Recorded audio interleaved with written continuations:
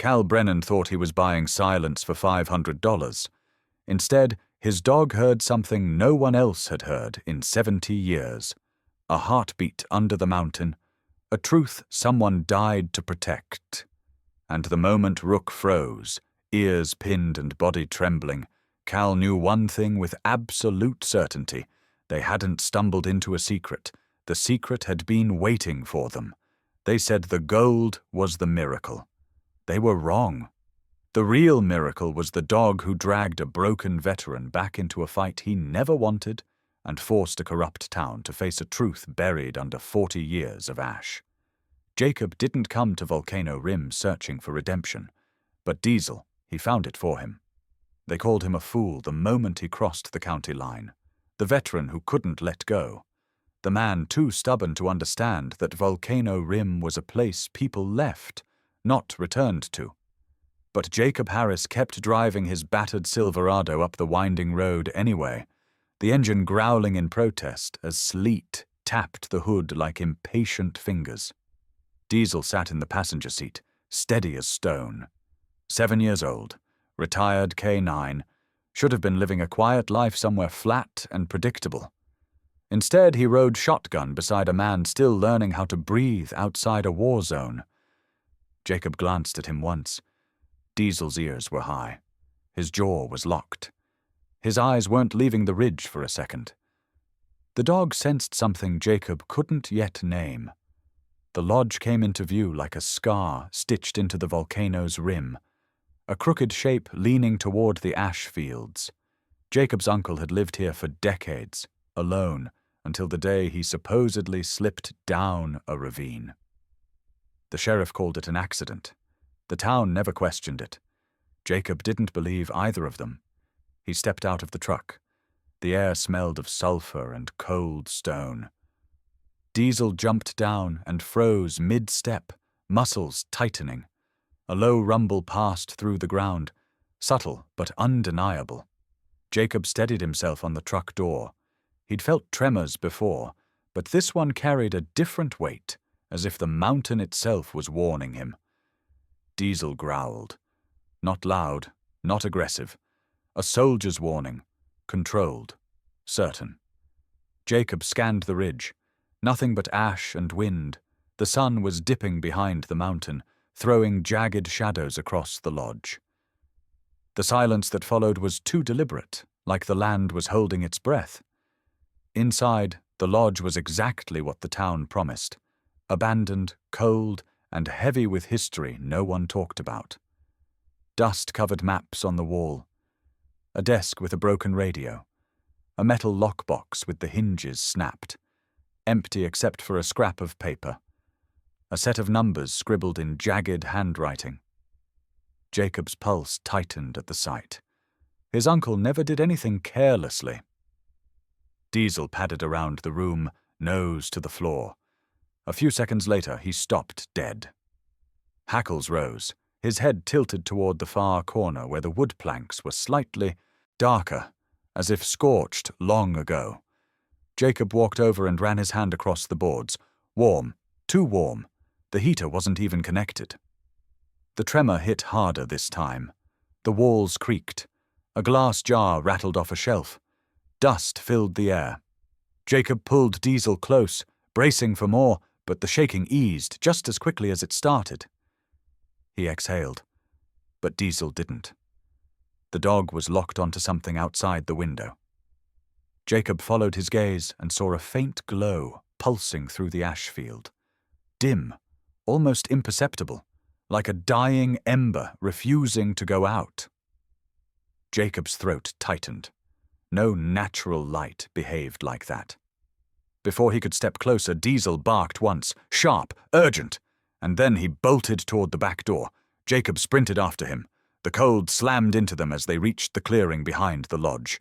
Diesel skidded to a stop near a shallow depression in the ash. He pawed frantically, sending grey powder flying into the air. Jacob knelt beside him. Under the ash lay metal. Burned, warped, reburied by time and tremors, not debris, a hatch. The kind you didn't build for storage, the kind you built to hide something. Jacob's breath hitched. His uncle never mentioned a hatch. No blueprint showed one. The soil had not been disturbed in years. Whatever was beneath it had been sealed long before the town started whispering about a haunted lodge. Diesel pressed his paw against the steel again, whining low in his throat. Not fear, recognition. As if some instinct deep inside him had been waiting for this place. Jacob's hand hovered over the cold metal. He felt the mountain humming beneath it. Something buried, something that didn't want to stay that way. He looked at Diesel. The dog met his eyes with the certainty of someone who had walked through fire and knew the world never hid danger without reason. Jacob swallowed hard. This wasn't inheritance. This was invitation. And the mountain was just beginning to open its mouth. By morning the tremors had faded, but the feeling they left behind had not. Jacob stepped onto the porch with a broom in hand and a knot already forming in his chest. The lodge looked different in daylight, less haunted but more wounded, as if it carried the memory of every secret ever buried on the volcano's rim. He spent the first hour clearing debris, checking the beams, opening shutters swollen by years of ash and cold. Every nail, every dent, every burn mark felt intentional. His uncle had been meticulous, a man who repaired everything he touched. But the lodge showed signs of struggle, scratches along the doorframe, a broken lantern under the table, a drawer pulled off its rails as if someone had yanked it open in panic. Jacob ran a hand along the cracked wood. People in town said his uncle slipped on loose rock, but men like his uncle didn't slip. They calculated. They watched their footing. They survived decades alone on a volatile mountain ridge. Nothing here looked accidental. He found a journal buried under a collapsed shelf, water damaged, half the pages gone. But one entry remained legible. His uncle had written 4 words in shaky script. "Someone is watching again." Jacob stared at the sentence until his chest tightened. Again meant a history, a pattern, a danger he never shared. Diesel barked outside, short, urgent. Jacob dropped the journal and rushed out. Behind the lodge, Diesel was tearing into the ash-covered earth with a ferocity Jacob hadn't seen since deployment. His front paws dug in, sending clouds of grey dust swirling in the wind. His focus was absolute, like he had caught the scent of something old and unwilling to stay buried. When Jacob reached him, Diesel stepped back just enough to reveal what he'd uncovered. A jagged piece of metal lay in the shallow pit, blackened, warped by heat. The size of a thick credit card, but heavier, denser. Jacob lifted it carefully. Even through gloves, it felt strangely warm. He brushed off the ash. Lines and indentations came into view. Not markings, not numbers. Circuitry. Military-grade circuitry. Jacob recognized the pattern from devices used in reconnaissance work. But this one was different. No serial code. No manufacturer. Completely stripped. Diesel whined, nose pressed to the metal as if confirming a memory he could not explain. Jacob crouched beside him. "This wasn't from a hiker," he murmured. "Someone brought tech up here." Diesel's ears twitched towards the ridge. He stood tall, scanning the horizon with sharp, unwavering focus. Jacob followed his gaze. The ash field stretched into the distance, shimmering under the sun. Nothing moved, but the quiet felt wrong again, like the land was hiding someone just out of sight. Jacob pocketed the metal piece, though every instinct told him not to. The weight of it felt like a question he wasn't ready to answer. As he headed back toward the lodge, Diesel blocked his path. The dog stood firm, body angled towards the tree line as if urging Jacob to follow. Jacob hesitated. Diesel rarely pushed this hard unless something mattered. "Lead the way," Jacob said. Diesel trotted forward, weaving through fallen branches and hardened patches of volcanic soil. After a few minutes, he stopped at a collapsed section of fence Jacob hadn't noticed before. The posts were snapped, not rotted. The ground showed signs of a struggle, footprints long erased but still faintly visible beneath layers of ash. Jacob knelt and brushed the surface. 2 sets of prints, one deeper, one dragging, moving toward the ravine where his uncle supposedly fell. His pulse quickened. Someone didn't slip. Someone was pushed or dragged. A cold realization crept into him. His uncle had always been protective, keeping tabs on Jacob even after he joined the military. But why leave this lodge specifically to him? It wasn't inheritance, it was preparation. A handoff. A rustle cut through the silence. Diesel spun instantly. Posture. Sharp. Jacob turned toward the sound, expecting an animal. Instead, he saw a glint deep in the trees. Not metal. A lens catching sunlight. Someone was here, watching. Jacob stepped forward, but the figure vanished before he could call out. Diesel growled low, the sound vibrating through the ground. Jacob felt the old battlefield tension settling back into his bones, the kind that made his heart beat slow and his senses sharpen. Whoever was in those trees knew the land, and they knew he was here now. Jacob picked up a broken piece of fencing, turning it in his hand. A thin smear of dried blood lined the edge. Old, but not ancient. Maybe weeks, maybe days. The tremor the night before. The hatch buried in ash. The metal device Diesel found. Someone on the ridge today. None of it was coincidence. Jacob wasn't just inheriting land. He was stepping into the middle of a story his uncle hadn't finished telling. Diesel pressed himself against Jacob's leg, steady and ready, eyes fixed on the tree line as if daring whatever lurked there to step closer. Jacob took a slow breath. "All right," he whispered. "We follow the trail, but we do it your way." Diesel moved first, slipping into a silent trot, his instincts guiding them toward answers hidden beneath layers of ash, lies, and time. For the first time since returning to Volcano Rim, Jacob realized something unsettling. His uncle hadn't died protecting the lodge. He died protecting what was buried under it. The second tremor came just after noon. Jacob felt it before he heard it, a hollow vibration rolling through the ground like something enormous, shifting beneath the ash.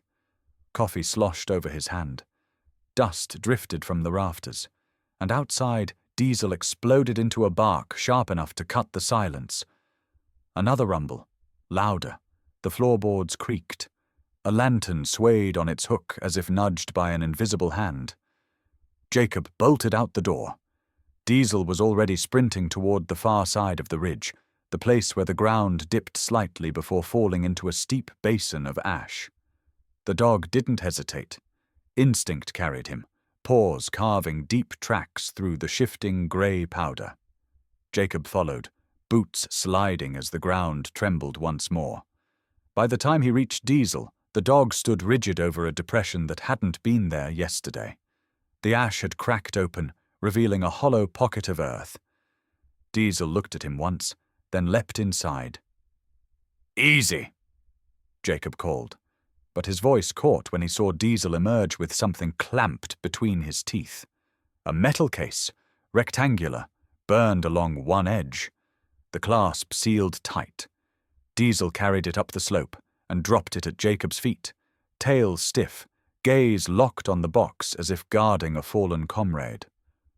Jacob knelt. The case was heavier than it looked. Cold, not with temperature, but with history. He pried the latch open. For a second, nothing moved. Then the lid groaned upward, exhaling air that smelled like old paper and machine oil. Inside lay a stack of documents, yellowed and brittle, marked with faded government seals. Beneath them, wrapped in cloth, was a single parchment sheet with a hand-drawn map. Thick lines, angles, coordinates, and one label scrawled in block letters, Vault A13. A chill crawled across Jacob's spine. He had heard whispers of such vaults in the military, strategic reserves, Cold War contingencies, places where the government hid assets in case the world burned. Most were reclaimed decades ago. But this one, according to his uncle's map, lay somewhere under Volcano Rim. Untouched, forgotten, or deliberately ignored. Jacob sifted through the papers. They described geological surveys, temperature readings, structural tests. His uncle's name appeared multiple times. He wasn't a recluse living in a mountain lodge. He was part of a project, a classified one. Diesel nudged Jacob's elbow, sensing the shift in mood. Jacob lifted a page that seemed more personal than the rest. A torn memo with a handwritten note in the margin. "I've 13 never cleared. Keep watching the ridge." Jacob clenched his jaw. His uncle hadn't been living here out of eccentricity or loneliness. He'd been guarding something, and someone had known it. Diesel stiffened suddenly. His ears shot toward the tree line. Jacob followed his gaze. At first he saw nothing. Then a flicker of movement, a shadow slipping behind a cluster of pines. Human height, human speed. The documents scattered as Jacob stood. Diesel positioned himself in front of the case, bracing as if expecting a confrontation. Jacob's pulse climbed. Whoever had been watching them earlier was back, and they knew exactly what Diesel had found. He scooped up the map, shoved it inside his jacket, and lifted the metal case. Diesel circled him, low to the ground, ready. A twig snapped in the distance. Not a tremor, a footstep. Jacob stepped backward towards the lodge, keeping his eyes fixed on the trees. Diesel didn't bark. He simply stared, cold and controlled, the way he had in combat zones when danger hovered just outside sight. The shadow moved again, then vanished entirely. When they reached the relative shelter of the lodge, Jacob closed the door but didn't lock it. A locked door made noise when broken. An unlocked one gave him a few seconds of silence to act first. He set the case on the table and unrolled the map. The coordinates triangulated with predatory precision. The vault lay beneath a lava tube carved decades earlier by heat and pressure, a place accessible only through the unstable ash fields. Jacob exhaled slowly. His uncle must have spent years tracking its location, years alone, years keeping the truth hidden. The map wasn't a discovery. It was a responsibility, passed on to the one man he trusted. But why trust him with something that could get him killed? Diesel paced the perimeter of the room, nose brushing the floor, tail low. He paused beside a cracked window and stared out with unsettling intensity. Jacob folded the map. "What do you think, buddy? Was this supposed to stay buried?" Diesel turned, walked to Jacob, and placed a paw on the case. A simple gesture, a soldier's answer. This isn't over. Jacob swallowed the knot in his throat. Diesel had always known what mattered before Jacob did. In Afghanistan, the dog had sensed ambushes seconds before the first shot. Here, on Volcano Rim, he seemed to sense something even deeper. Something old. Something waiting. The tremor earlier hadn't been random. The hatch yesterday wasn't coincidence. The shadow in the trees wasn't a hiker. There was movement on this mountain. And the vault, if truly untouched, was worth more than curiosity could explain. Jacob touched the warm metal piece Diesel found the day before, still in his pocket. A piece of tech near a secret Cold War vault. Someone had been here long after the project ended. He looked at Diesel, who stood in the center of the lodge like a sentinel. "You didn't just find a box today," Jacob whispered. "You opened a door my uncle tried to keep shut." Diesel held his gaze, steady, unblinking. Outside, another small tremor rippled through the ash. The mountain exhaled again, as if confirming what Jacob already knew. Whatever lay beneath Volcano Rim was waking up. And now they had the map. Jacob spent the next day chasing ghosts from his uncle's past. He drove down the mountain with Diesel in the back seat, the metal case hidden beneath the floorboard. The town looked the same as ever, quiet streets and weather-beaten storefronts. But Jacob could feel the shift. People watched him now, not with ridicule, with caution. He parked outside a small veterans' hall built from cinder block and hope. Inside, 3 old men played cards under flickering lights. When Jacob introduced himself, their faces tightened like he had mentioned a curse. They knew his uncle. They remembered him well. But every question Jacob asked was met with a shrug or a forced laugh. Until one of them, a thin man with cloudy eyes and lungs worn down by time, laid his cards flat and spoke. "There are things meant to stay buried in the ash," he whispered. "But your uncle kept digging. He found something no one was supposed to find." Jacob leaned in. "Vault A13, did he ever talk about it?" The man's hands trembled. His voice dropped lower. "We all signed papers back then, projects the government pretended didn't exist. But your uncle, he believed the vault wasn't empty. He said it held more than gold, something worth killing for." Another man slammed his cards down, ending the moment. "That's enough," he said sharply. "Leave it alone, Harris, or the mountain won't be the only thing taking lives." They refused to say more.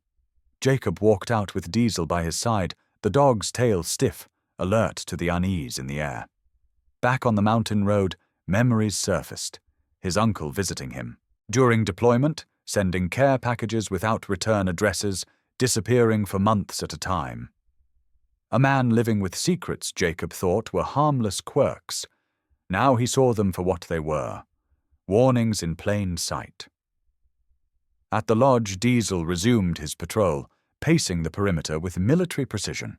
Every few seconds he would lift his head, sniff the air, and reposition himself. Jacob trusted that rhythm more than any security system. Night came fast. A hard wind pushed ash across the ridge, coating the windows in grey. Jacob sat at the table studying the map, tracing the route toward Vault A13 with the tip of his finger. The path ran under the ridge and through a lava tube his uncle had marked with an X and a single word, "Unstable." Diesel's head snapped up. A low growl vibrated through his chest. Jacob barely had time to stand before Diesel grabbed his sleeve with his teeth and yanked hard, pulling him towards the back door. Jacob staggered but followed. Diesel didn't act like this unless danger was seconds away. They slipped outside into the cold night. Diesel led him to a narrow outcrop overlooking the lodge. From there, Jacob watched the impossible unfold. A figure approached the lodge, hooded and deliberate. The person carried a canister and a lighter. They slipped inside through the unlocked door Jacob had left open, exactly as the intruder expected. A moment later, an orange flash lit the window. They were burning the documents. Jacob inhaled sharply. Diesel stiffened beside him, ready to charge, but Jacob held him back. The intruder moved with familiarity, not hesitation. Someone who knew the lodge, who knew what to look for, who knew exactly what they wanted destroyed. Jacob's heart hammered. If Diesel hadn't dragged him out minutes earlier, he would have been trapped inside with the fire. The intruder rifled through drawers, checked under the floorboard, and then abruptly froze. Jacob saw it in the angle of their body. They realized the metal case wasn't there. Diesel growled again, this time barely audible, but full of meaning. "They know." The figure exited the lodge and walked towards the ridge. They paused, scanning the darkness. For one terrifying second, Jacob thought they had spotted him. Diesel pressed against his leg, muscles taut, waiting for a signal to strike. But the stranger finally turned away and disappeared into the trees. Jacob remained frozen until the last sound of footsteps faded. Only then did he let out a breath he hadn't realized he'd been holding. They weren't just being watched, they were being hunted. He crouched beside Diesel and ran a hand along the dog's back. Diesel leaned into the touch, steady and grounded, as if reminding Jacob he wasn't alone in this. In the military, Jacob had relied on Diesel more than any man beside him. Tonight, the bond felt even sharper, instinct meeting instinct. Back inside, the lodge smelled of smoke. The intruder had tried to burn everything. But Jacob still had the map, the case, the truth his uncle died for. Someone wanted that truth erased. Jacob closed the door gently. "All right, buddy," he whispered. "They made the first move. Now we make the next." Diesel stood in the doorway with the posture of a soldier, eyes locked on the darkness outside, ready for whatever came next. The war Jacob thought he left behind had just followed him home. At first light, Diesel was already at the door, pacing with a focus Jacob recognized from their deployment days. The dog wasn't restless. He was tracking. Something he smelled last night had stayed in his mind, and now it was pulling him forward like a wire drawn tight. "Show me," Jacob said. Diesel trotted ahead, weaving through the ash-coated pines and across a narrow ridge where the volcanic crust was thin enough to radiate warmth through Jacob's boots. The air shimmered faintly, heat rising from vents beneath the earth. Diesel stopped at a jagged crack in the ground where the ash glowed faintly orange, still warm from the mountain's restless heart. The dog lowered his nose, circled once, then began digging. The ash gave way more easily than Jacob expected. Diesel paused, whined sharply, then stepped aside. Jacob knelt. Beneath the surface lay a metal hatch, old and scorched, its hinges fused by heat and time. It had been hidden deliberately, sealed under layers of volcanic ash. No one would have found it unless they knew where to look, or unless they were guided by instinct sharper than any human's. Jacob brushed off the rest of the ash. A faded emblem appeared on the metal. Not military, not civilian, something in between. His uncle had marked documents with the same insignia. "Good work, Diesel," he whispered. Diesel stood watch while Jacob forced the hatch open. The hinges groaned in protest, releasing a stale gust of air that smelled of rust, dust, and something older. He lowered himself inside. The chamber was small, swallowed by shadow. As his eyes adjusted, he saw shapes lining the walls. Safes, 6 of them, heavy, reinforced, fireproof. 3 were wide open, their interiors empty except for scorch marks and scraps of cloth. Someone had beaten him here by years, maybe decades, but one safe near the back remained sealed. Its locking mechanism was intact, but old. Jacob tested the wheel. It turned reluctantly, grinding like bone on stone. He worked it until the lock released. Inside lay a collection of documents wrapped in oilcloth. More than that, a small metal container about the size of a cigar box, dented from impact but still intact. Jacob lifted it gently. Diesel, watching from above, let out a single, sharp bark. Jacob opened the lid. Inside was a stack of memos stamped with high-level clearance marks. Most were dull on the surface, discussing the transport and distribution of strategic minerals. But one file stopped Jacob cold. It bore the name of the town's current mayor, Charles Morley, back when he had been a young logistics officer during the final years of the Cold War. The memo detailed unauthorized movement of gold bullion, redirected from a federal vault to off-book locations. One line glared up at Jacob like a spark. Recipient authorized C. Morley, temporary holding until extraction. Jacob sat back on his heels. The mayor, the man who had welcomed him with polite hostility, the man who dismissed his uncle as paranoid, the man whose re-election campaigns were suspiciously well-funded. His uncle hadn't stumbled onto a mystery. He'd uncovered a crime. A faint crunch echoed from above. Jacob froze, his hand on Diesel's collar a second later. Diesel went silent, head angled toward the edge of the hatch. Someone was here. Jacob climbed out slowly, keeping the document tucked under his jacket. Diesel positioned himself between Jacob and the tree line, his body rigid. A figure stepped forward. Sheriff Conrad. Jacob had expected a confrontation, maybe a gun leveled at his chest. Instead, Conrad lifted both hands, palms open. He looked older than he had 2 days ago, more hollow, more human. "You need to walk away, Harris," Conrad said quietly. "You and that dog of yours. This mountain eats men who ask the wrong questions." Jacob didn't move. "You came to burn my lodge down. You tried to destroy my uncle's work." Conrad exhaled. His breath shook. "I did what I was told, but I'm done taking orders from a man who thinks he can rewrite history with a matchstick." Jacob tightened his grip on Diesel's collar. "Morley." Conrad's silence was answer enough. The sheriff scanned the ridge nervously. "You don't understand what you stepped into. Your uncle didn't either, not at first. He thought he could expose the truth without consequences." He paused. He was wrong. Jacob's pulse hammered. "Did you kill him?" Conrad winced. "No, I found him after he fell. I don't know if he was pushed or if the ridge collapsed, but I do know someone wanted him out of the way." Diesel growled low. Conrad nodded at the dog. "That one's smarter than most men I know. If he's leading you somewhere, you should listen. But not here. Not today." Jacob stepped forward. "Then tell me the truth." Conrad's jaw clenched.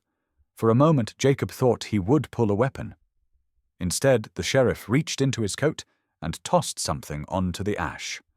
A metal tag. Burned around the edges. It matched the circuitry piece Diesel had found near the lodge. "This was found in Morley's storage unit," Conrad said. "He's been monitoring activity on the ridge for years. Your arrival changed his timeline. He is getting desperate." Diesel barked once. Sharp. Urgent. Conrad stiffened. "He has people watching, and they won't hesitate to make you vanish." He stepped backward, retreating into the trees. "I've done bad things, Harris, but I won't have your blood on my hands." Jacob called after him. "Why warn me?" Conrad hesitated only long enough for Diesel to growl again. "Because your uncle saved my life once," Conrad said, "and because dying for Morley's secrets isn't worth the dirt they'll bury you in." He disappeared into the forest before Jacob could speak. Jacob knelt, pressing a hand to Diesel's shoulder. The dog leaned into him, steady and present, a reminder of every moment in their past when survival hinged on instinct and trust. Jacob stared at the hatch beneath them, the empty safes, the sealed one now open, the evidence in his jacket, the sheriff's warning. The truth wasn't emerging. It was erupting, and Volcano Rim wasn't done shaking. The mountain never truly slept. Even at dawn, when the sky was pale and soft, the ash fields trembled beneath their feet. Jacob stood outside the lodge with Diesel at his side, scanning the tree line. Something in the air felt wrong, a pressure he could not see but sensed in the tightening of Diesel's posture. The sound came first. Engines, more than one. Diesel growled before Jacob even turned.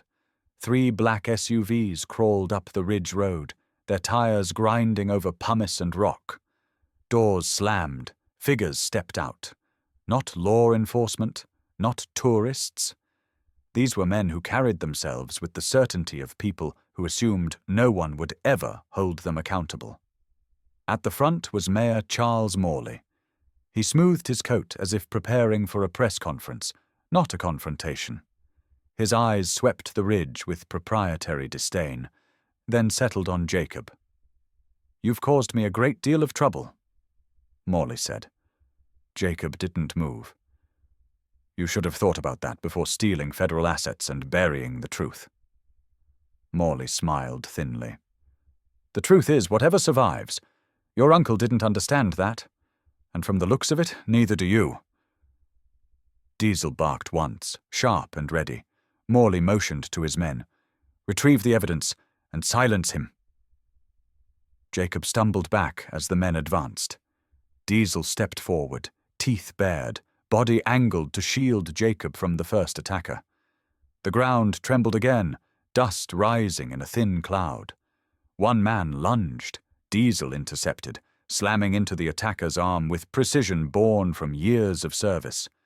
Jacob dodged another man, catching a blow to the ribs but staying upright. The ridge shook harder. Morley shouted over the rumble, "Careful, this place is unstable." "You came to a volcano to kill me." Jacob snapped. "Unstable is the least of your problems." Diesel launched at the second attacker, knocking him sideways.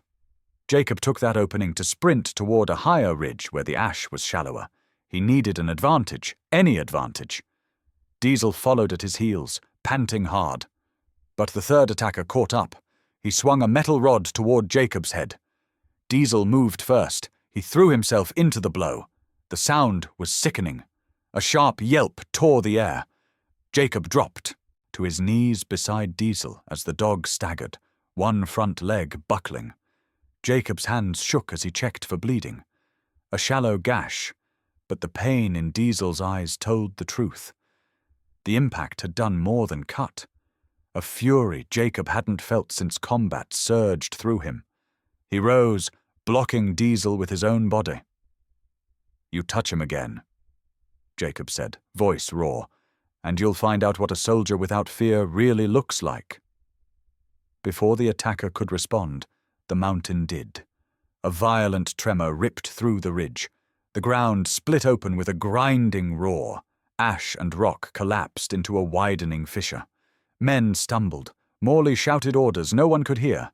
Jacob grabbed Diesel and pulled him back as the earth in front of them sank, revealing something metallic glinting beneath layers of volcanic debris. Not a vault entrance, a vault itself. Bars of gold, tarnished but unmistakable, lay half-buried in the fractured earth. Crates stamped with federal inventory codes spilled open like relics from another era, the fortune his uncle had died protecting. Morley stared in disbelief. "Get it!" he yelled. "All of it!" Jacob didn't waste the moment. He tapped the camera strapped to his chest. A small light blinked green. He was live. "Mayor Charles Morley," Jacob said with calm fury, "caught attempting to recover stolen federal gold and eliminate witnesses on Volcano Rim." Morley whipped around. "Shut that off!" But Jacob continued broadcasting, turning the camera toward the exposed vault, the crates, the armed men. "This is the proof my uncle found, the proof he died for. You are not taking this from the American people again." Morley lunged, reaching for Jacob's chest. Two men scrambled with him. The signal flickered, distorted by the tremor. "No," Jacob whispered. He adjusted his stance to shield Diesel. "Not yet." The ridge pitched violently. A column of ash erupted nearby. The video transmission stuttered, but long enough. Jacob saw the words on the screen. "Transmitting to FBI field office." Then the feed cut. Morley's scream of rage was lost in another tremor. One of his men slid into the fissure, grabbed a rock edge, then lost his grip. The others stepped back in panic. Jacob lifted Diesel into his arms. The dog was hurt but conscious, leaning his head into Jacob's shoulder with quiet resilience that tore at Jacob's chest. Morley backed away toward his SUV, shouting for retreat. "This isn't over, Harris." Jacob didn't answer. The mountain did.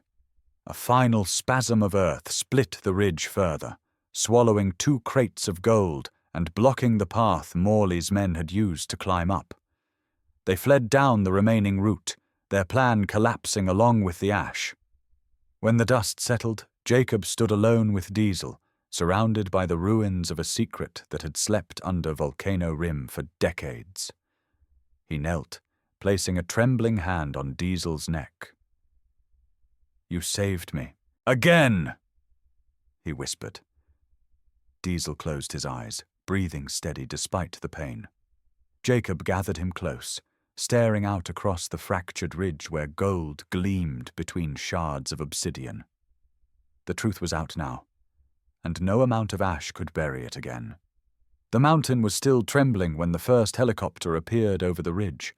Its rotors chopped through the ash-filled air, scattering dust like snow caught in a hard wind. Jacob stood outside the lodge with Diesel resting against his leg, the dog's breathing uneven but steady. Federal agents spilled out of the aircraft before it even touched the ground. 2 more helicopters followed. Then SUVs crawled up the ridge road. The quiet isolation of Volcano Rim vanished in minutes, replaced by radios crackling, boots stomping, and agents shouting coordinates into the wind. An FBI supervisor approached Jacob with the kind of look a man wears when a story is too unbelievable to reject. "You're Harris," the supervisor said. "The transmission came through just before your signal died. We saw everything." Jacob didn't respond at first. He was watching Diesel, who fought to stay upright despite the pain in his shoulder. The veterinarian who arrived with the agents knelt beside the dog immediately, murmuring reassurance as she examined the injury. Diesel didn't flinch. He never did. Another agent approached Jacob. "We have Morley and his men in custody. They were intercepted on the main road trying to flee the county. 2 crates of gold were found in their vehicles, along with forged manifests." Jacob let the information settle. The mayor who had smirked at him just days ago was now handcuffed in the back of a federal truck. Justice never came fast, but when it did, it carried its own kind of thunder.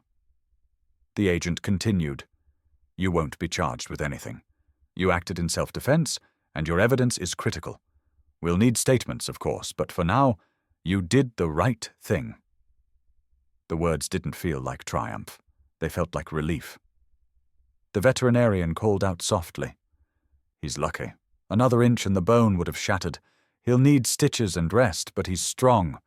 He's a fighter." Jacob knelt beside Diesel, his hand resting on the dog's head. Diesel closed his eyes briefly, pressing into the touch. The vet wrapped his leg gently.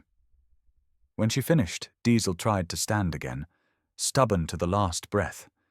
Jacob steadied him with both hands. "You don't have to prove anything," Jacob whispered. "You've given enough." Diesel looked up, those dark eyes clear and calm. It was the same look he had given Jacob countless times overseas when silence said more than command. More agents arrived, setting up floodlights and marking evidence. One approached Jacob with a document in hand.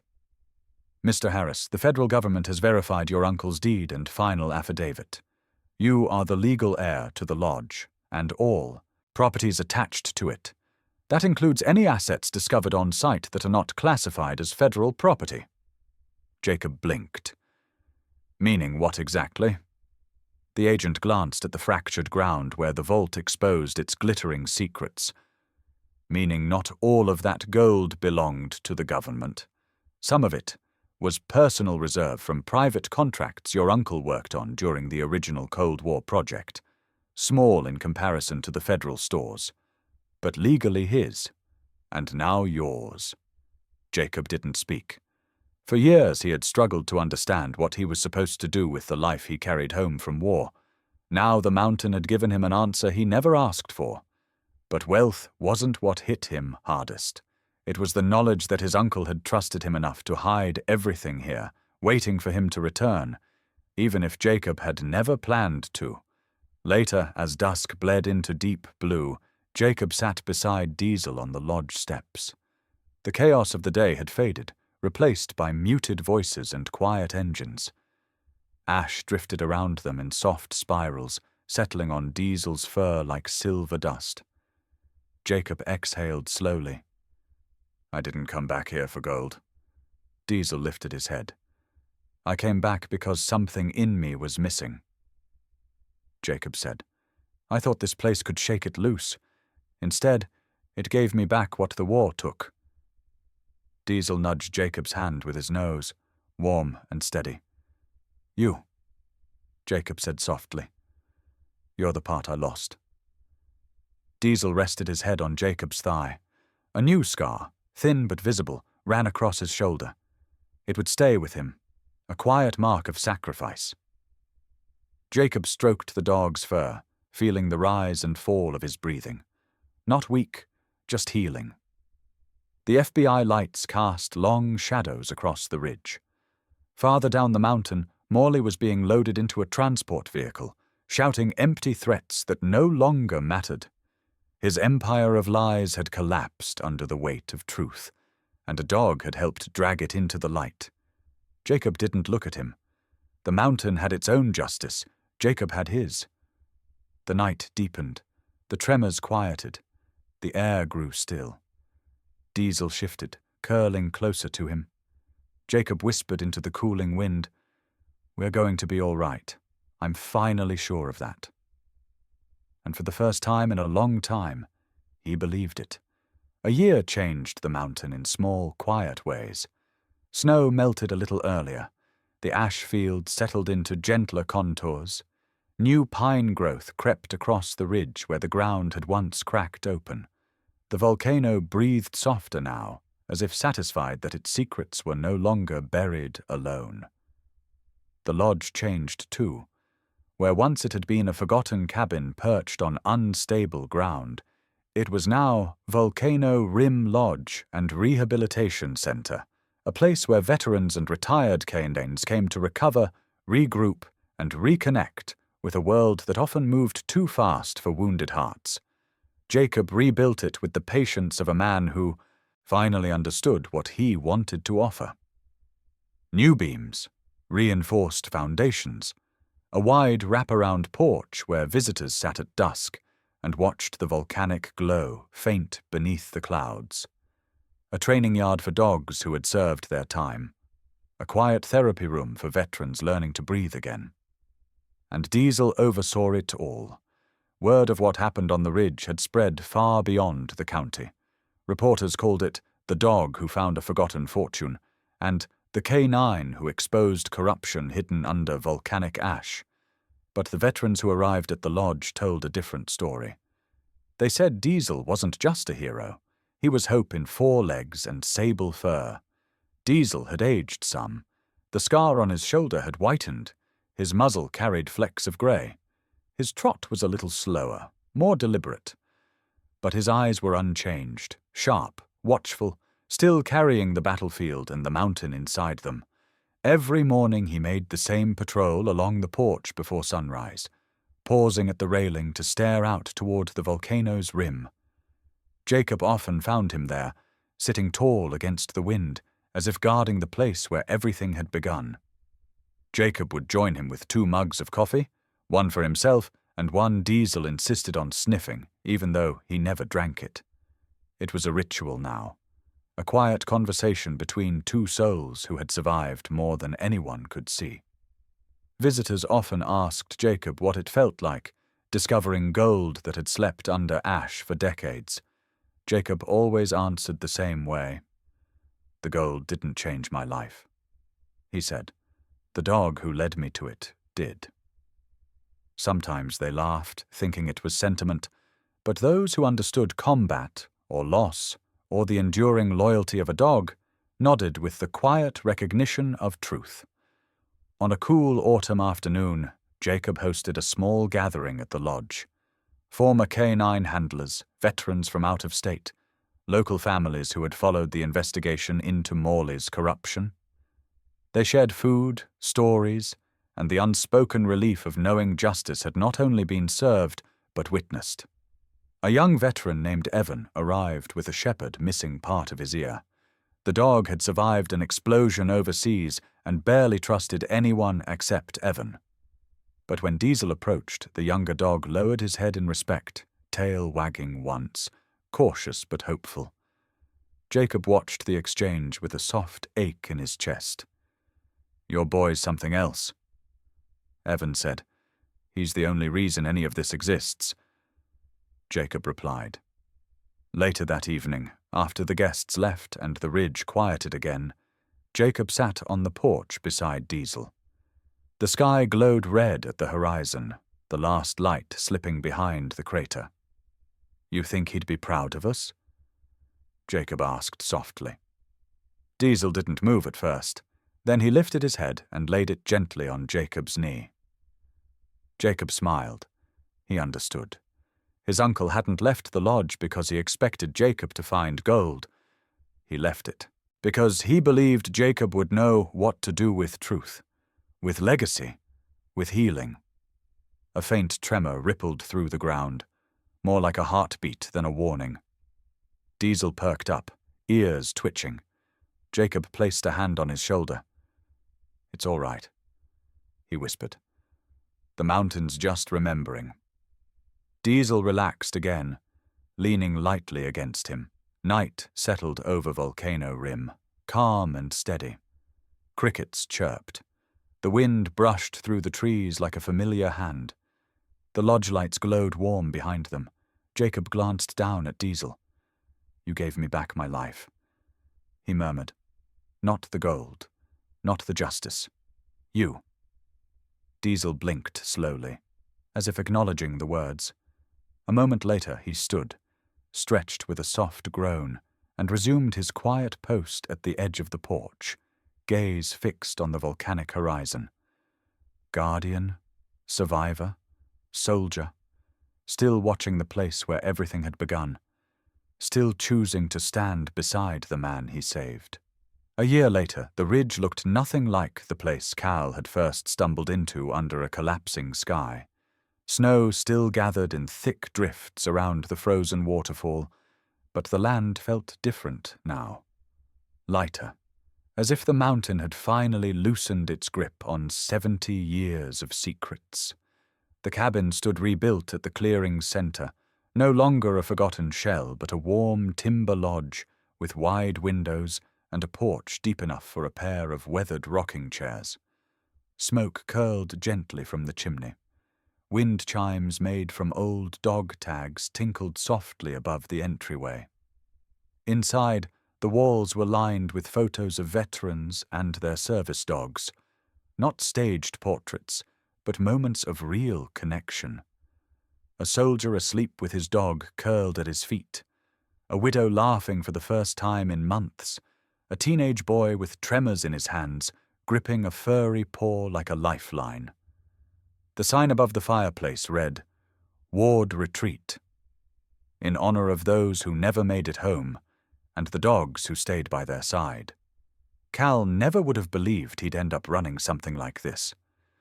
But as months passed and the FBI's case against Aurelian unfolded, veterans began reaching out.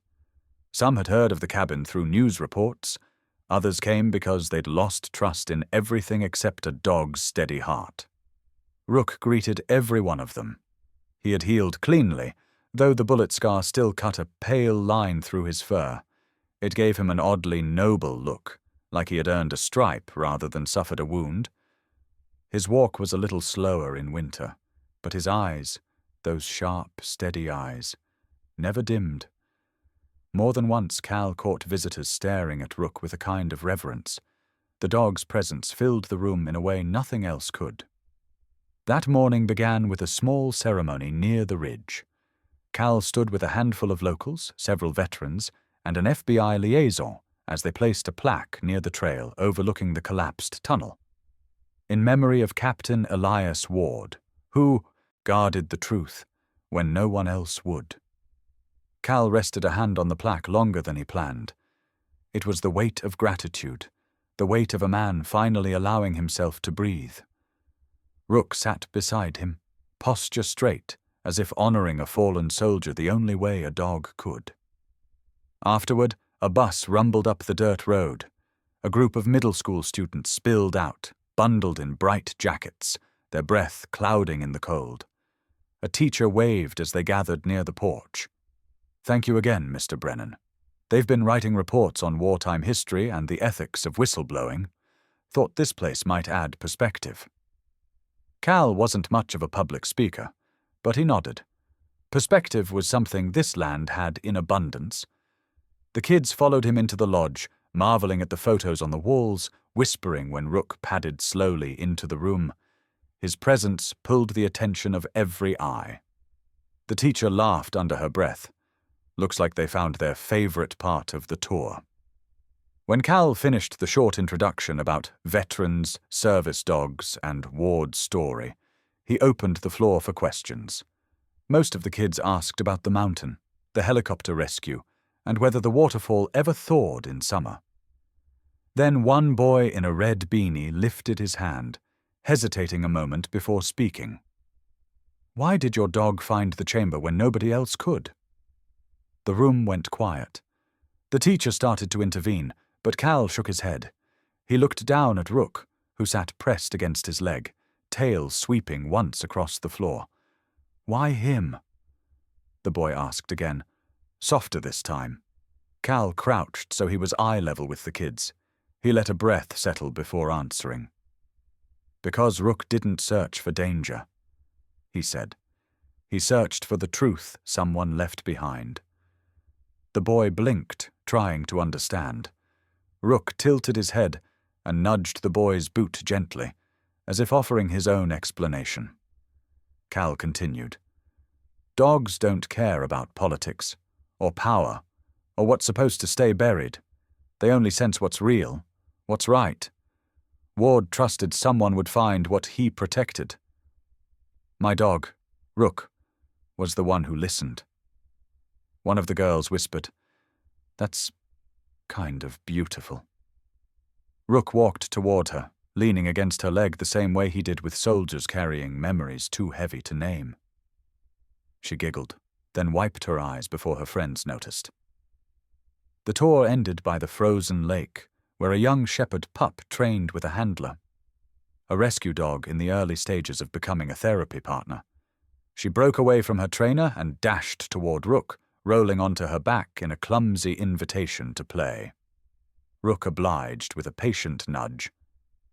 "Is that his puppy?" a student asked. Cal shook his head with a faint smile. "No, but she carries something he passed on. Legacy wasn't just a word carved on plaques. It was breath. It was memory. It was motion." The day wound down. The kids loaded back onto their bus. As it pulled away, several of them pressed their hands to the windows, waving at Rook. The dog sat tall in the snow, watching until the road curved out of sight. Cal stood beside him, hands in his jacket pockets.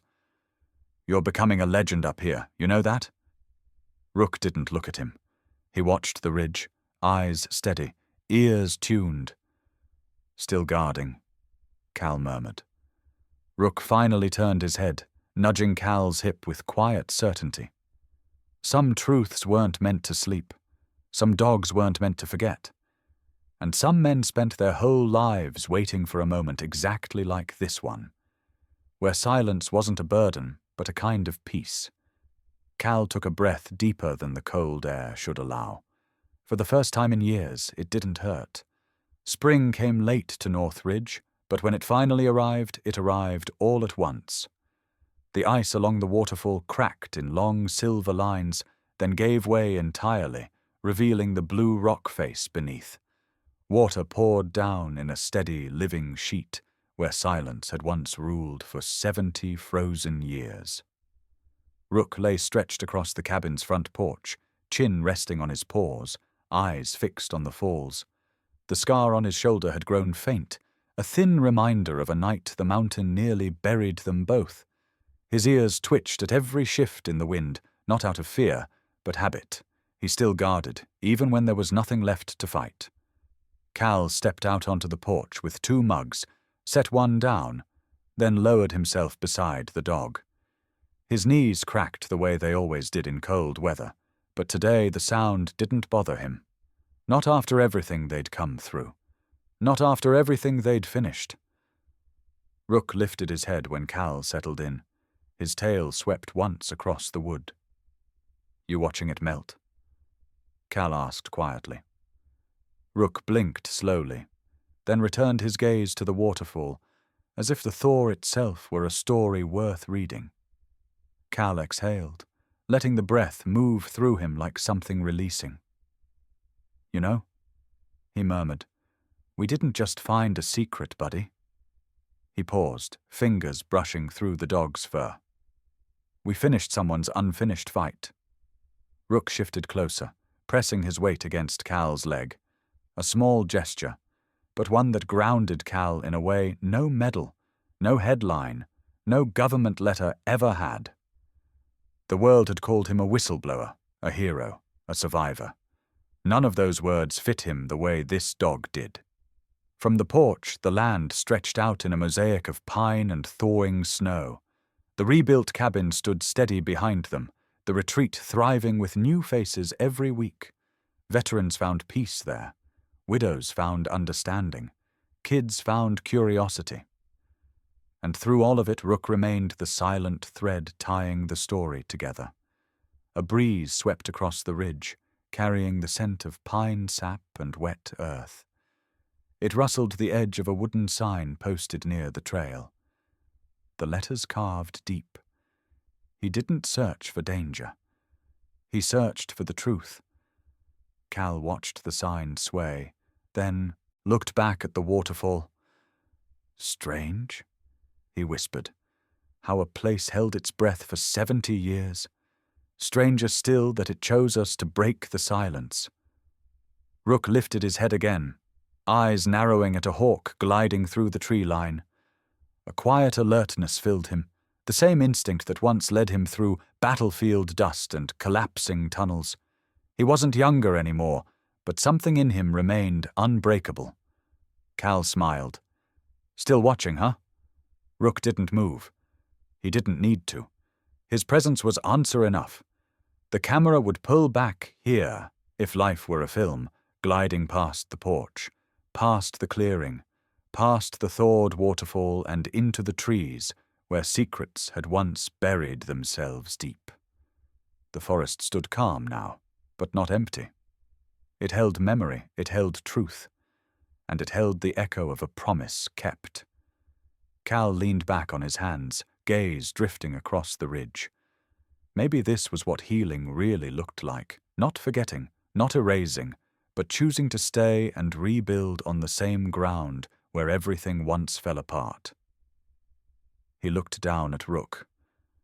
"Thank you," he said quietly, "for listening when I didn't, for seeing what I couldn't, for staying." Rook's ears flicked once, acknowledging every word. Wind moved again through the ridge. Soft, gentle, no longer hiding anything. As the evening light settled over the land, the waterfall shimmered in gold, reflecting across the porch. Cal rested a hand on Rook's back and let the calm soak into him. If Ward could see this, he'd know his fight didn't disappear into the mountain. It lived on. Through truth, through legacy, through a dog who refused to walk away from the dark. The camera would fade here, slow, steady, into the forest that kept a secret for 7 decades, and finally let it go. Darkness deepened into quiet. Then a single line appeared across the screen. "What's your story with a loyal pet?" A beat of silence. Then another line follows, simple but heavy with meaning. "If you believe dogs see deeper than we do, if a loyal companion ever saved your life or your heart, share your story, honor theirs, and support German Shepherd where loyalty lives."